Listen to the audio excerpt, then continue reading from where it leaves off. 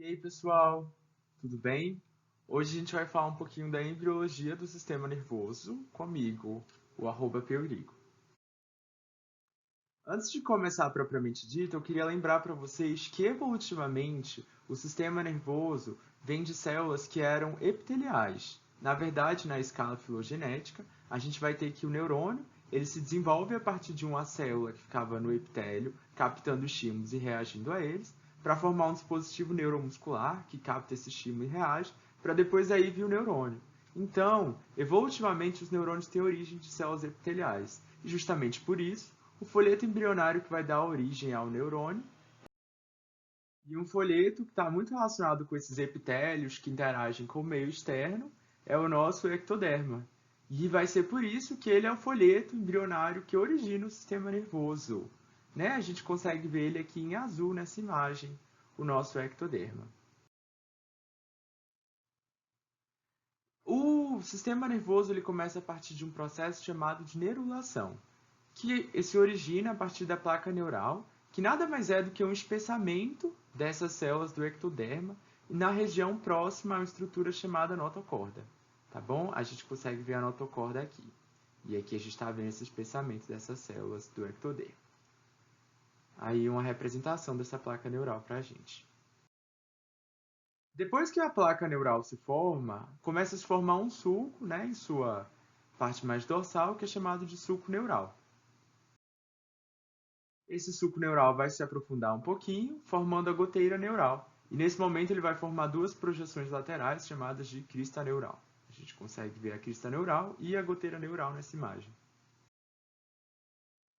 Por fim, a goteira neural vai se fechar, vai perder sua comunicação dorsal e vai formar assim o tubo neural, que é a estrutura que vocês vão ver, que vai dar origem a todo o nosso sistema nervoso central. Enquanto essa crista neural, ela continua como nosso sistema nervoso periférico.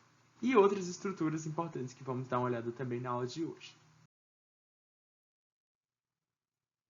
Aqui uma imagem que dá para vocês verem o processo todo, desde o espessamento das células do ectoderma, formando a placa neural, até seu aprofundamento, formando o sulco neural, seu aprofundamento maior ainda, formando ali a goteira neural e a crista neural, e aí depois o fechamento da goteira neural, formando o tubo neural. Nesta imagem a gente já consegue ver um pouco como a crista neural vai dar origem a essas estruturas mais de sistema nervoso periférico, que é uma coisa que se você não entendeu agora, pode relaxar que a gente vai explicar ao longo da aula de hoje. Então, pessoal, a gente vai ter que, com a neurulação, são originadas duas estruturas, a crista neural e o tubo neural. A crista neural, em suma, dá origem ao sistema nervoso periférico e a outras estruturas que veremos mais tarde, e o tubo neural dá origem ao sistema nervoso central. Aqui eu trago para vocês uma imagem que dá para ver mais ou menos onde é que isso se localiza no embrião. Né? Na esquerda a gente está vendo uma vista dorsal e na direita a gente está vendo uma secção aí transversal do embrião.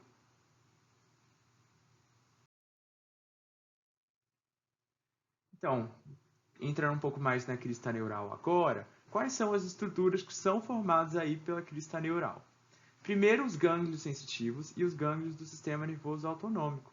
Vamos lembrar que gânglio é um conjunto de corpos de neurônios fora do sistema nervoso central. E, justamente por isso, ele faz parte do sistema nervoso periférico. Então, a gente vai ter que essas duas estruturas, como são do sistema nervoso periférico, são formadas pela crista neural. A medula da glândula suprarrenal também é formada pela crista neural por um processo muito interessante, onde as células da crista neural migram até a região mais que fica superior ali ao nefroembrionário e nelas formam a medula da glândula suprarrenal. Por isso que a medula da glândula suprarrenal produz uma substância que neurônios também produzem, que é a adrenalina e a noradrenalina, porque elas têm essa origem neuronal também. Melanócitos, que são as células que produzem a melanina na nossa pele, estão relacionadas com a barreira à radiação que nossa pele tem, também são originadas pela crista neural. As células de Schwann, que nada mais são do que células que formam a bainha de mielina dos nervos, ou seja, são as células que formam a bainha de mielina no sistema nervoso periférico.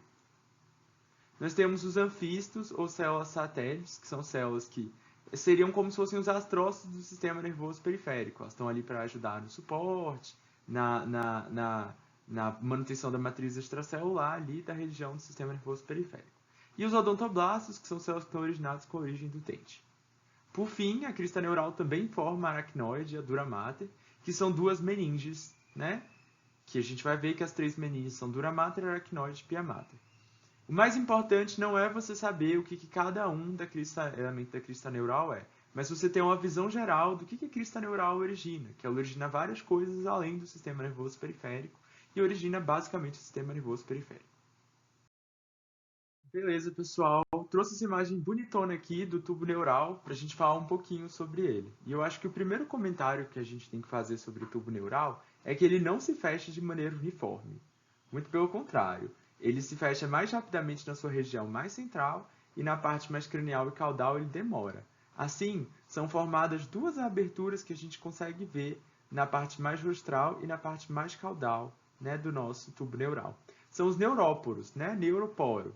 Então, a gente vai ter o neuróporo cranial e o neuróporo caudal. Essa é uma informação clinicamente importante porque alguns mal fechamentos de tubo neural, a depender se for no neuróporo caudal ou cranial, vai causar algum quadro diferente. Por exemplo, o neuróporo cranial, se ele não fechar, a gente vai ter anencefalia. Já no neuróporo caudal, se ele não fechar, a gente pode ter espinha bífida, mielomeningocele, meningocele, que são alterações aí da formação do tubo neural. Comentário a mais aí bem rapidinho. É importante a gente suplementar ácido fólico, porque ele está relacionado, a vitamina B9, com a prevenção do não fechamento do tubo neural em fetos. Então, tá aí. Por isso que se você lê em qualquer alimento integral, no rótulo dele vai estar escrito trigo enriquecido com ácido fólico. Vamos ver então como é que esse tubo neural ele se desenvolve e basicamente ele vai se dilatar formando algumas estruturas que a gente chama de placas, que vão dar origem a diferentes estruturas do sistema nervoso central.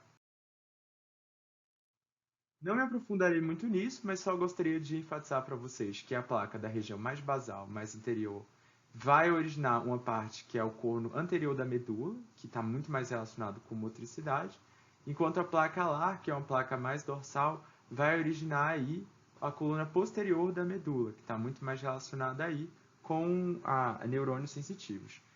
As outras estruturas, sulco limitante, placa do tecto e palato do assoalho, também vão formar outras estruturas, mas eu não vou enfatizá-las aqui. Agora uma vista do comprimento do tubo neural para a gente ver como é que ele se desenvolve como um todo, dando origem às estruturas anatômicas do sistema nervoso. Então a gente tem aí o tubo neural, e a primeira coisa que acontece com o tubo neural é o desenvolvimento da primeira vesícula encefálica, que é o arquencéfalo, uma dilatação cranial que aparece aí no tubo neural. A parte que não se dilatou dele vai continuar como a medula primitiva. Tendo o arquencéfalo e a medula primitiva, o arquencéfalo, então, ele vai formar outras 3 vesículas encefálicas, que a gente vai chamar de vesículas encefálicas primárias. Essas são o prosencéfalo, o mesencéfalo e o Robson, também conhecido como rombencéfalo, que eu só chamo ele de Robson. Além disso, a gente está vendo aí a medula, né? Continuando também. Aí as vesículas encefálicas primárias. Vamos ter então que cada uma das vesículas encefálicas primárias vão dar outras vesículas encefálicas, que são as vesículas encefálicas secundárias. A gente vai ter que o prosencéfalo dá origem ao telencéfalo e ao diencéfalo.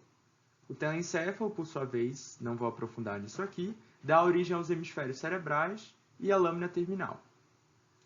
O diencéfalo dá origem ao tálamo e aos seus primos, hipotálamo, epitálamo, subtálamo e tálamo, né? Que são essas 4 estruturas. Por outro lado, o mesencéfalo ele vai continuar como mesencéfalo, não tem mudança nele. Já o Robson, ou rombencéfalo, vai dar origem ao metencéfalo e ao mielencéfalo.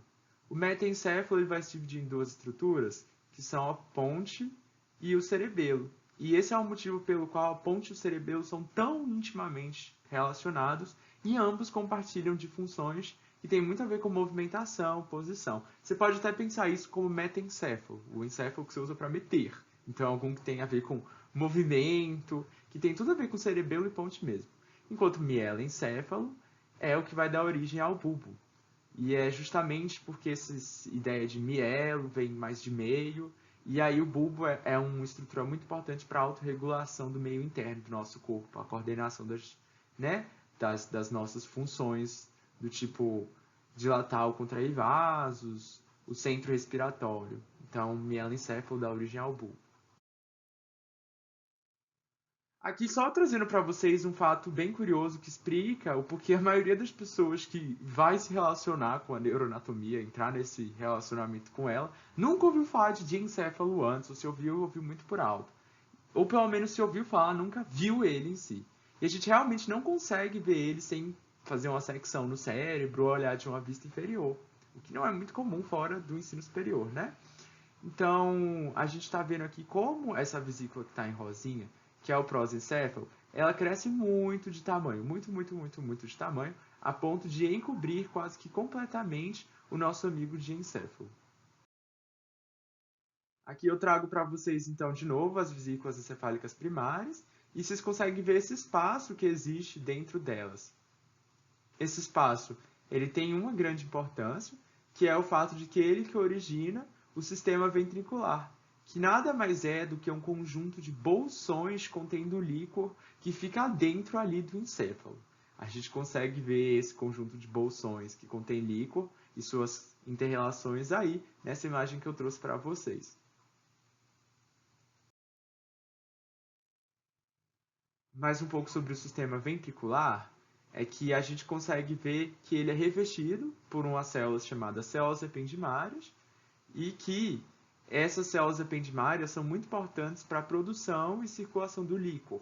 50% da produção do líquor ocorre nas células ependimárias e 50% da produção do líquor ocorre na plexo corioide, que é uma estrutura especializada dessas células ependimárias que vocês vão ver em capítulos e videoaulas mais para frente.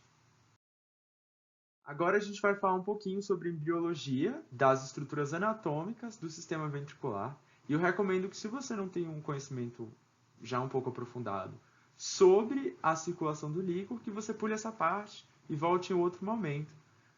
Mas, se você já entende um pouco da circulação do líquor, vamos dar uma olhada nisso.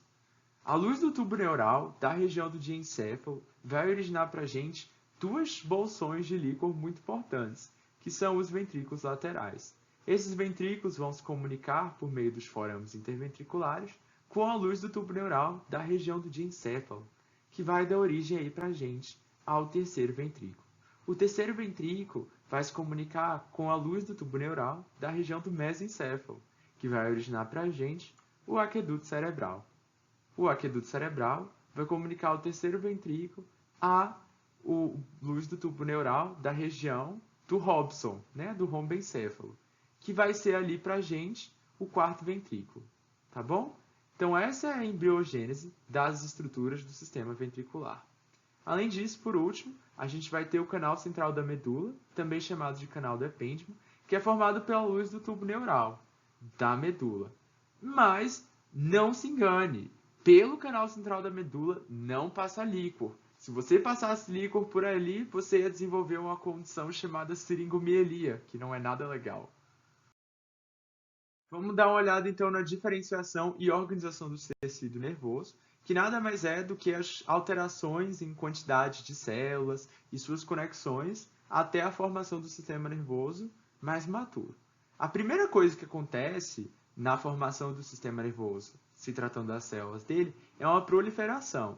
As células do sistema nervoso se reproduzem bastante, criando uma grande quantidade de neurônios e de células da glia, E essa grande formação de neurônios e células da glia, ele é paralelo à formação das estruturas anatômicas. Então, por exemplo, lá no telencéfalo, que cresce muito, vai ter uma proliferação babadeira, que vai proliferar muito.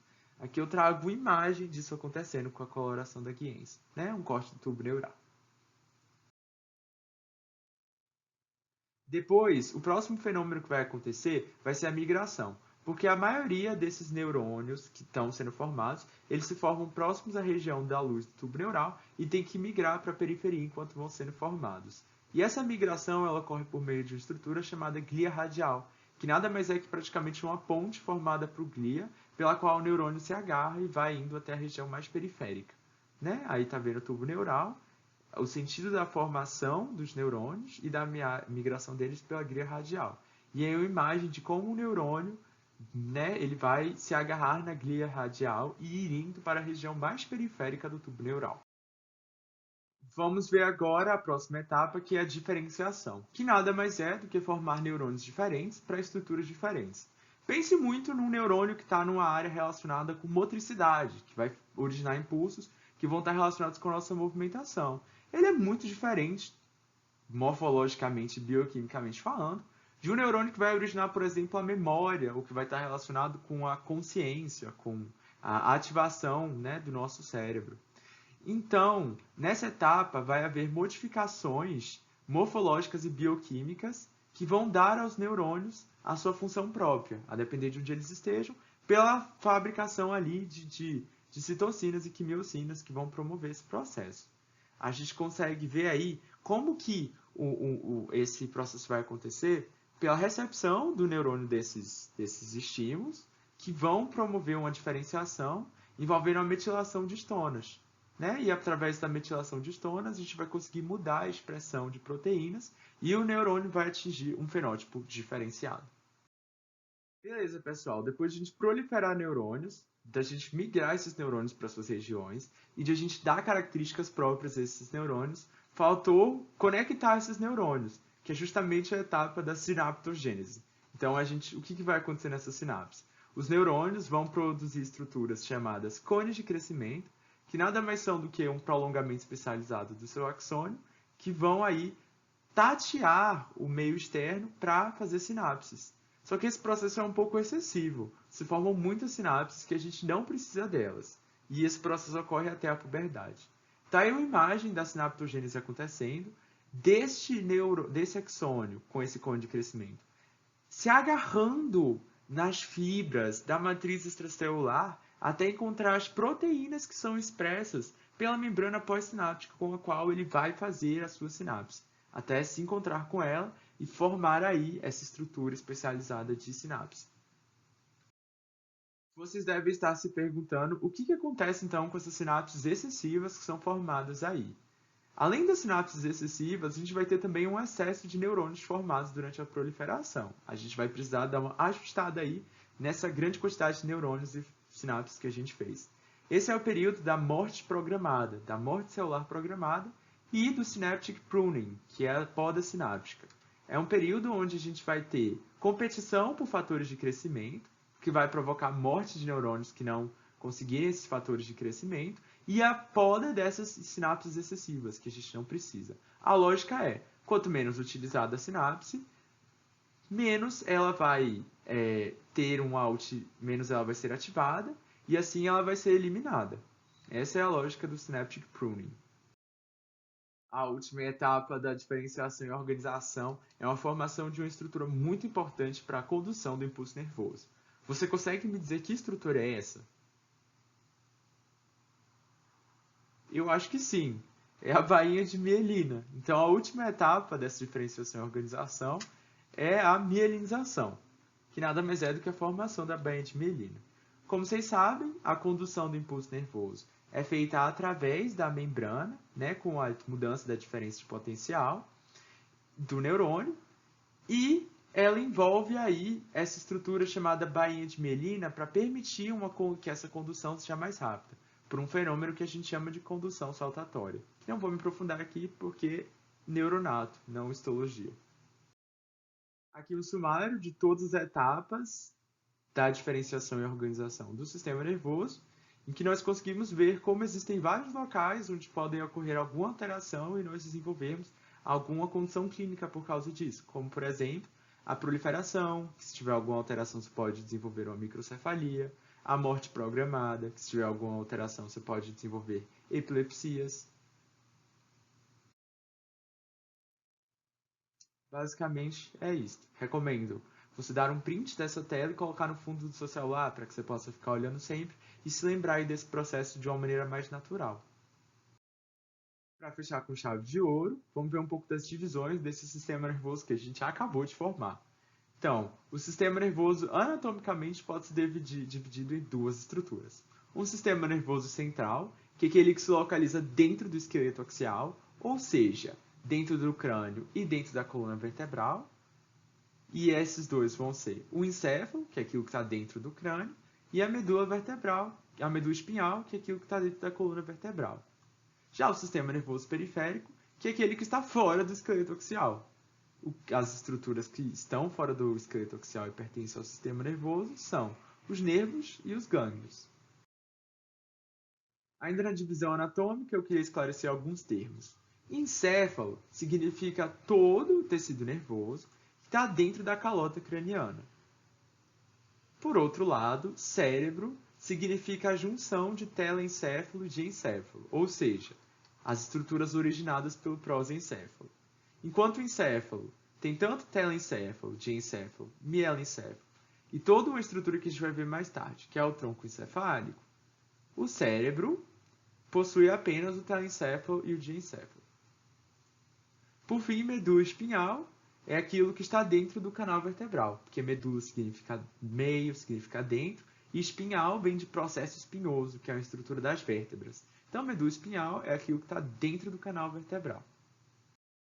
Agora vamos dar uma olhada na divisão funcional do sistema nervoso, e a gente vai poder dividir esse sistema nervoso em sistema nervoso visceral, que é um que se relaciona-se com o meio interno, ou seja, aquele sistema nervoso que está muito responsável ali pela coordenação de vísceras, pegar as aferências dessas vísceras, como dor visceral, por exemplo, e um sistema nervoso somático, que ele se relaciona com o meio externo. Então, é o sistema nervoso que vai mandar fibras para inervar nossos músculos estriados esqueléticos e nos fazer locomover por aí, ou pegar impulsos sensitivos dos nossos olhos para a gente ver o que está no mundo externo. Vamos ver agora a divisão segmentar, e eu vou confessar um negócio para vocês. Eu não gosto da divisão segmentar. Ela é uma divisão que divide o sistema nervoso em segmentar e suprassegmentar, sendo o sistema nervoso que é segmentado é aquele que se conecta pelos nervos. E de onde que vem isso, né? Tem um motivo filogenético para isso, que é o fato de que nossos ancestrais antigos que originaram, né, o Homo sapiens, tinham ali uma segmentação em todo o seu sistema nervoso, lá muito, muito atrás, assim, antes de a gente se separar em cordados e tudo. E essa segmentação do sistema nervoso continua hoje em dia no ser humano, mas apenas de uma maneira muito vestigial nas partes, né, do nosso corpo que têm conexão com nervos. As partes do nosso corpo que têm conexão com nervos são o tronco cefálico e a medula. Por isso eles são chamados de sistema nervoso segmentar, né, que é onde se conectam os nervos. Já o suprassegmentar é onde não se conectam os nervos, que é o cérebro, composto por diencéfalo e telencéfalo. Vamos só lembrar que eu não gosto dela porque ela é imprecisa, já que o nervo olfatório se conecta no telencéfalo e o nervo óptico se conecta no diencéfalo. Mas realmente elas não têm aquela segmentaçãozinha que é mais visível na medula. Mas eu, pessoalmente, não gosto muito dessa divisão. Queria agradecer, então, a presença de todos. Por hoje é mais ou menos isso. Gostaria de deixar o meu agradecimento especial para o pessoal da Slides Go e Slides Carnival que fizeram os slides que eu estou utilizando. Até a próxima, pessoal!